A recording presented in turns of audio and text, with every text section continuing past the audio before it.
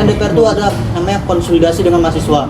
Nah setiap seminggu itu sekali seminggu itu DPR yang ngajak pertemuan, DPRD yang ngajak pertemuan, bukan presiden itu dia setiap sekali seminggu pertemuan depan DPRD itu ngasih beras, bukan beras sih, lebih ke pangan lah, tapi lebih sering beras itu setiap dia pertemuan itu dia bawa beras sekitar 50 kilo dari DPRD.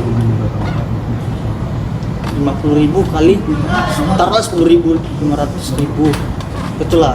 Makanya kalau jadi presiden mahasiswanya sebenarnya bingung juga aku dengan presiden mahasiswa di kampus-kampus.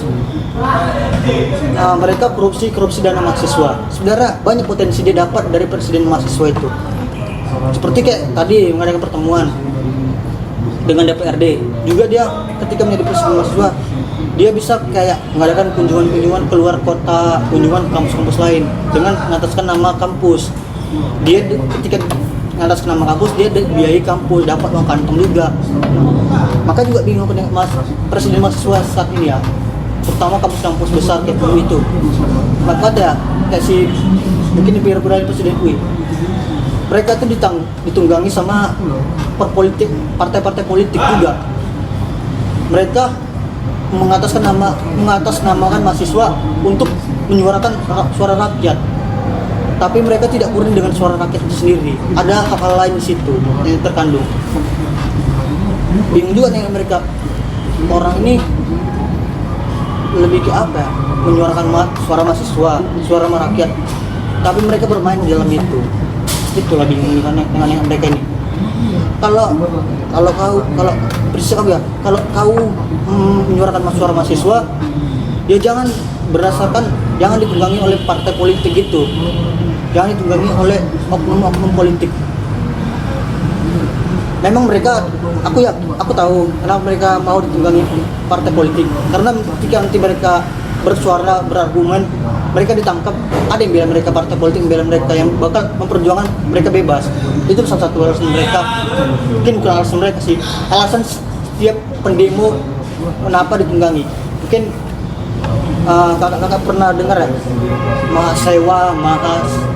mahasiswa juga ditunggangi partai politik, ditunggangi orang-orang lain. Itulah salah satu alasannya kenapa ditunggangi, karena takut akan namanya diskriminasi oleh aparat polisi. Karena negara kita juga beda dengan zaman Pak SBY militer rasa biasa, sedangkan sekarang rakyat biasa berasa militer. Semua peraturan dibuat seperti yang terbaru saat ini juga RKUHP. Tidak boleh kita mengkritik dalam bentuk hina, dan juga kita nggak boleh mengkritik seorang pemimpin di atas kita. Itu berarti udah melanggar namanya hak mahasiswa, hak asasi mahasiswa, hak asasi manusia. Kita udah melanggar itu, karena setiap orang punya juga berhak untuk menyuarakan pendapatnya, berhak menyuarakan kritikan ketika suatu pemimpin suatu hal itu sudah tidak benar. Itu mungkin saat ini sedang viral ya. Dan juga kalau nggak salah tanggal demo besar-besaran BMC. Bagus. Adalah dalam waktu dekat demo besar-besaran BMC untuk mendemokan hal itu. Itu sih makanya bingung dengan pemimpin di Indonesia ini. Makanya kayak DPRD itu ya, pendemo itu calon penerus DPR. Itu pasti tuh, pendemo calon penerus DPR. Ya karena hal itu juga mereka udah tahu hal politik kotor itu, dan mereka bukan mengubahnya lagi, mereka melanjutkannya lagi.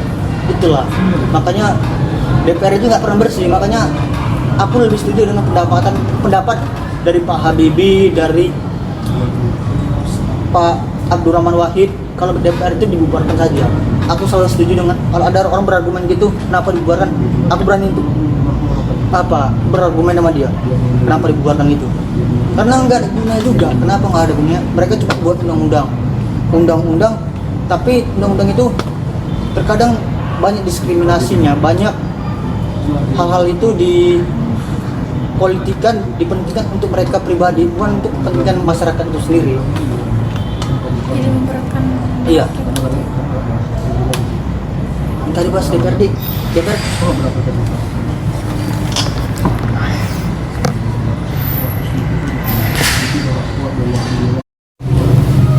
Wah, oke nih Bang, ternyata Bang keren ya.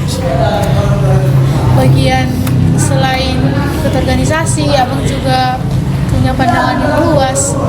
Mungkin itu kali ya salah satu cara Abang untuk menyibukkan diri gitu supaya bisa lupa sejenak gitu dengan masalah Abang dengan kakak itu kan. Iya.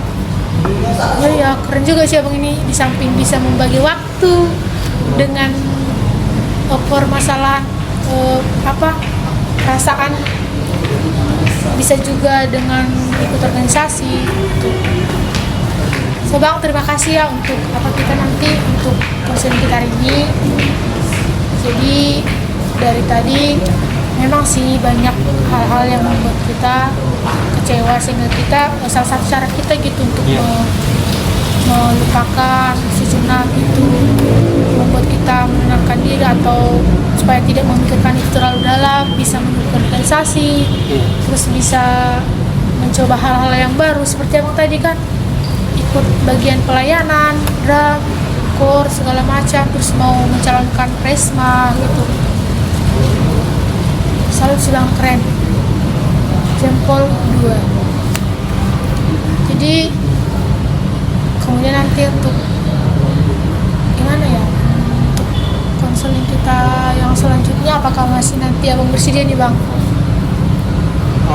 Untuk konseling selanjutnya bersedia, cuma lebih ke mengatur waktu juga, karena kan udah dapat tempat PKL baru dan itu juga jauh dari Medan ya, 2 jam juga dari Medan. Mungkin lebih ke ngatur waktu sih antara kalian sama aku. Oke Bang, ditunggu presidennya Bang. Oke. Makasih ya Bang. Oke, Kak. Selamat melanjutkan aktivitas kembali. Siap.